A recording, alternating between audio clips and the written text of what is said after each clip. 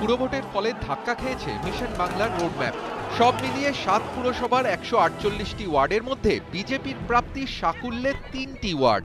Result আউটের 8 দিন পর গেরুয়া শিবিরের লালবাজার অভিযান, যদিও সিদ্ধান্ত নেওয়া হয়েছিল আগেই।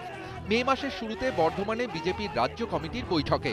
কিন্তু কেন রাজনৈতিক আন্দোলনের এই জঙ্গি চেহারা?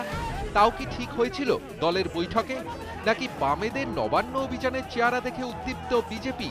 কি দেখা গেল বিজেপির এদিনের অভিযানে? পুলিশের গাড়িতে আগুন, ডিসি নর্থের গাড়ি ভাঙচুর আরও একটি গাড়িতে। বিজেপির মিছিল থেকে বোমা, রাস্তায় বসে বিক্ষোভ রাহুল রূপার। যদিও মিছিল ঘিরে বিশৃঙ্খলার দায় পুলিশ ও প্রশাসনের ওপরই চাপাচ্ছে বিজেপি, এমনকি বাইরে থেকে দুষ্কৃতী আমদানি করার কথাও বলছে। আমাদের কোনো পার্টি কর্মী কোনো পুলিশের গাড়িতে আগুন দেয়নি, এগুলো একটা পরিকল্পিতভাবে পাথরবাজদের সঙ্গে নিয়ে এসে পার্টি অফিস থেকে শুরু করে 4-4টে জায়গায় ঝামেলা করেছে। দায় চাপাচ্ছেন শ্রমিক ভট্টাচার্য পুলিশের উপর, দায় চাপাচ্ছেন ভাড়া করা বহিরাগত গুন্ডা বাহিনীর উপর। কিন্তু এরা কারা? গেরুয়া পোশাক পরে, হাতে লাঠি, বিজেপির দলীয় পতাকা নিয়ে বিবি গাঙ্গুলি স্ট্রিটে এমা স্ট্রিট থানার ওসির গাড়ির বনেটে উঠে যারা তাণ্ডব চালালেন, কি পরিচয় তাদের? দিলীপ ঘোষ, কৈলাস বিজয়বর্গীরা হয়তো বলতে পারবেন।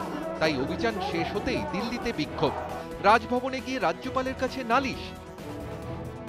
আমাদের ওপরে বোম ছুড়ে দিয়ে, আমাদের ওপরে পাথর ছুড়ে আজকে বিভিন্ন জায়গায় বলা হচ্ছে বিজেপি গুন্ডামি করেছে, এটা একটা হিংসার আশ্রয় নিয়েছে।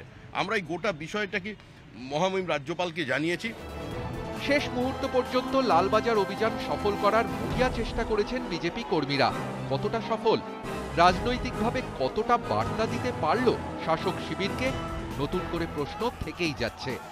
Bureau report, ETV news Bangla.